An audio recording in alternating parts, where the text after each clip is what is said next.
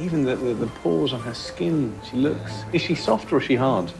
Japan just delivered fully performing female robots.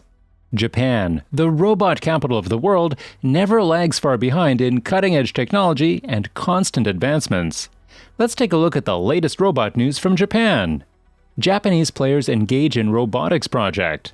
Two Japan-headquartered companies, Yokogawa Electric Corporation and Mitsubishi Heavy Industries, have been selected to undertake an AI-enabled robot system project for the Nippon Foundation. This project aims to enable autonomous operations on offshore oil and gas platforms to improve the safety of inspection work. While workers currently conduct daily patrol and emergency inspections on offshore oil and gas platforms, this can be a difficult task due to changing weather conditions and the risk of exposure to toxic gases. As a promising solution to this problem, the use of robots is growing in the industry. However, since the image and sound data acquired by robots cannot be interpreted as accurately by the operators who man the plant control systems, it is necessary to convert that into meaningful data. To complicate matters further, offshore platforms, unlike onshore plants, have limited access to public telecommunication services. Thus, it is necessary for each facility to have its own telecommunications infrastructure for the operation of robot systems. Keeping these issues at the forefront, Yokogawa and Mitsubishi Heavy Industries revealed recently that they have been selected by the Nippon Foundation, a private, non-profit grant-making organization, to undertake a project as part of the Nippon Foundation, DeepStar Joint Research and Development Program for the promotion of decarbonisation in the field of offshore oil and natural gas. Robot finger with human skin. A robotic finger covered with artificial skin tissue cultured from living cells has been successfully developed by a team of scientists in Japan. Led by University of Tokyo professor in mechanical engineering Shoji Takeuchi, the invention enables damaged skin to be regenerated. It is likely to lead to the development of robots whose skin will have a similar texture to that of humans. The robot finger is about 1 centimeter in diameter and about 5 centimeters long. Its surface is covered with cells cultured from human skin. The scientists devised the culture method to produce two different parts that form the skin, the epidermis for the surface and the dermis beneath it. The cultured skin is 1.5 millimeters thick. It is strong enough that it won't break even if the finger inside is bent or stretched at any of its 3 joints. If the surface is cut or damaged, the skin can repair itself by having a collagen sheet stuck to it and being immersed in culture solution. The skin is not for long-term use at the moment because it has no blood vessels to supply it with nutrition. We'd like to upgrade it by adding nerves and blood vessels in the future, Takeuchi said. Japanese kids allowed to run Gundam robot. Yokohama's Gundam base, which is a store and museum dedicated entirely to Bandai Namco's popular sci-fi anime franchise, has been hosting robotics classes for elementary and middle school-age children since about a year now. Kids got to learn about engineering and mechanics by studying the venue's 59-foot-tall RX-78-2 Gundam statue, which features robotically powered limbs that are capable of a wide range of movement. This June, the students enrolled in the program were allowed to control the massive robot's hand, which houses 12 motors that allow for independent movement of each of the robot's fingers. According to the report, over 1,400 children have taken part in Gundam Base's educational program. The RX-78-2 installation originally opened in 2020. In addition to being able to move, the 18-meter-tall mobile suit size and vents light up, and it is powered entirely by renewable energy, which is provided by a wind turbine located nearby. The statue was always intended to be a temporary installation and was originally planned to close last March. However, the Gundam Base's managers have decided to keep the statue open for another year.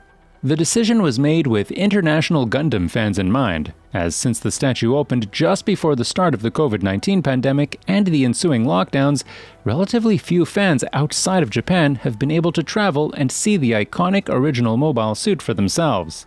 The statue is currently closed while technicians perform the required maintenance that will be needed to keep the giant robot's machinery functioning for the additional year. The installation is scheduled to reopen to the public on July 16. Japanese researchers create sixth-finger robot. While Japanese prosthetics are usually created to replace regularly functioning limbs or body parts, Japanese researchers have created a new sixth-finger robot. The real question being asked is, why are they doing this and what they aim to accomplish with the extra finger? The extra robotic finger can be worn on the hand right next to the pinky finger, and it moves just like how a real finger moves. The research was created in order for the Japanese researchers to study how independent body parts make the brain react. A post by the University of Electrocommunications tackles the question regarding how the brain functions with an independent artificial appendage. To add, the article says that most of the studies done in order to find the answer have been done with artificial limbs that were still operated by existing limbs. Both Japan and France's researchers decided to test how a sixth finger can be operated independently. The study aims to show how the brain operated when having an independent limb. The main question is how well humans know their body parts. Although the post says the question might be odd, the representation of what constitutes our body is actually very flexible. The post argues that the rubber hand illusion experiment, along with follow-up studies, says that artificial limbs can be accepted by the brain as regular body parts. The main goal is to understand the flexibility of how the brain works with an extended limb or additional body part attached. Friendly versions of Dr. Octopus's robot arms. In Japan, a lab is quietly building friendly versions of Dr. Octopus's robot arms. Over the last 5 years, researchers at the Information Somatics Lab in Tokyo have made significant progress testing and developing Dr. Octopus-like robot arms.